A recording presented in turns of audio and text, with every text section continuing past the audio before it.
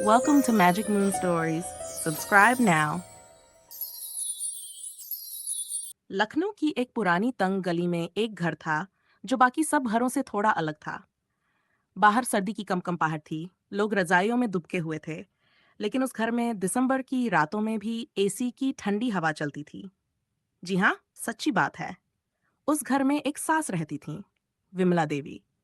उम्र होगी कोई 57-58, लेकिन दिल ऐसा जैसे कॉलेज की छुट्टियों वाला जून महीना, बिल्कुल गर्म और खुद को ठंडा रखने के लिए हर वक्त एसी चाहिए।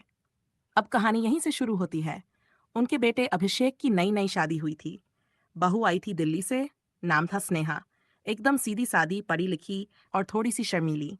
ससुराल में कदम रखते ही उसने सोचा था कि वो सास से सेवा सीखेगी, रसोई संभालेगी, रजाई ओढ़कर गर्मागर्म चाय पिएगी।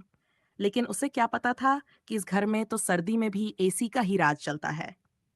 पहली सुबह ही जब स्नेहा ने आंख खोली तो देखा कमरा तो किसी बर्फीले तूफान से कम नहीं। एसी ऐसी स्पीड में चल रहा था जैसे जून की दोपहर हो। रजाई के अंदर से उसने कांपते कांपते पूछा, माँ जी, ठंड बहुत लग रही है, क्या एसी बंद कर दें? सास ने बिना पलक झपकाए जवाब दिया, अरे बहू, यही तो टाइम है एसी का असली मजा लेने का। गर्मी में तो बिजली ही नहीं रहती। और स्नेहा ने देखा कि माँ जी ऊनी शॉल ओढ़कर एसी के नीचे बैठी हैं और मजे से नारियल पानी पी रही हैं।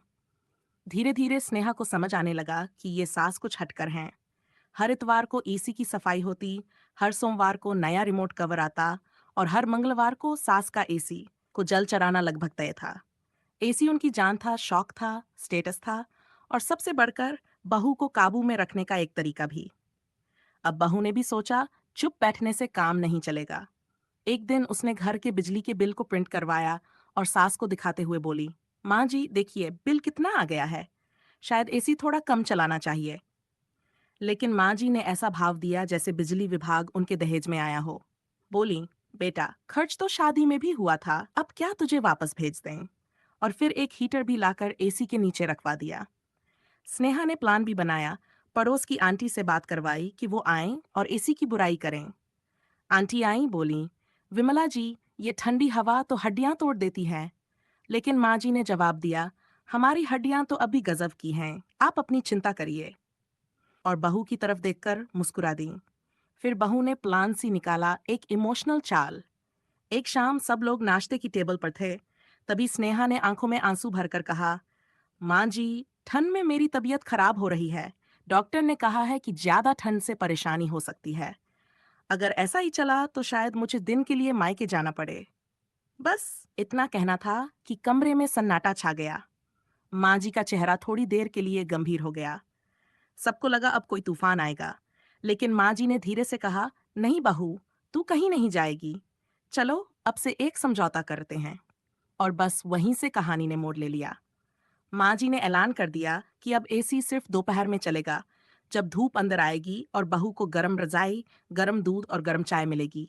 और खुद भी ऊनी मोजे पहनकर बैठने लगी ताकि बहू को अकेले ठंडा न लगे। लेकिन एक शर्त रख दी, हर रविवार को पूरा दिन एसी चलेगा, क्योंकि वो उनका छुट्टी का दिन है। धीरे धीरे मोहल्ले में ये बात फैल गई। लोग कहने लगे, वो देखो, वो घर जहां सर्दी में एसी चलता है।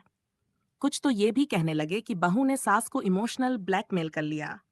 स्नेहा का पति अभिषेक तो और भी आगे निकल गया। उसने एक वीडियो बना डाला जिसमें सास और बहू दोनों बैठे थे और नीचे कैप्शन था, मेरी सास एसी से मोहब्बत करती है और मैं रजाई से। वीडियो वायरल हो गया। लोग हंसते हंसते लोटपोट हो गए। अब हालत ये थी कि सास और बहू दोनों मिलकर एसी और रजाई में बैलेंस बनाते। कभी दोनों रजाई में बैठकर आइसक्रीम खाते, तो कभी एसी के सामने बैठकर गरम कड़ी चावल खाते। घर में ठंडी हवा तो थी, लेकिन रिश्तों में अब गर्माहट भी आ गई थी। एक दिन गर्मी का मौसम आया और बिजली विभाग ने ऐलान कर दिया, बिजली बचाओ, इनाम पाओ।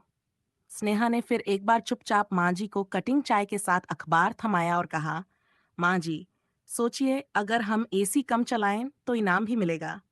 अब माँ जी के सामने फिर एक बार वही जंग, एसी की ठंडी हवा या इनाम की गर्म मिठास।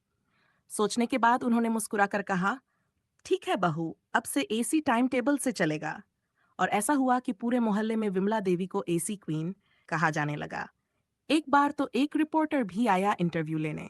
जब पूछा गया कि सर्दी में एसी क्यों, तो माँ जी ने जवाब दिया, देखो भाई, एसी ठंडा करता है, लेकिन बहू का प्यार दिल को गर्म रखता है। अब वो घर लखनऊ का सबसे ठंडा और सबसे गर्म घर बन गया था, जहाँ एसी चलता था, लेकिन रिश्तों में प्यार भी बहता था।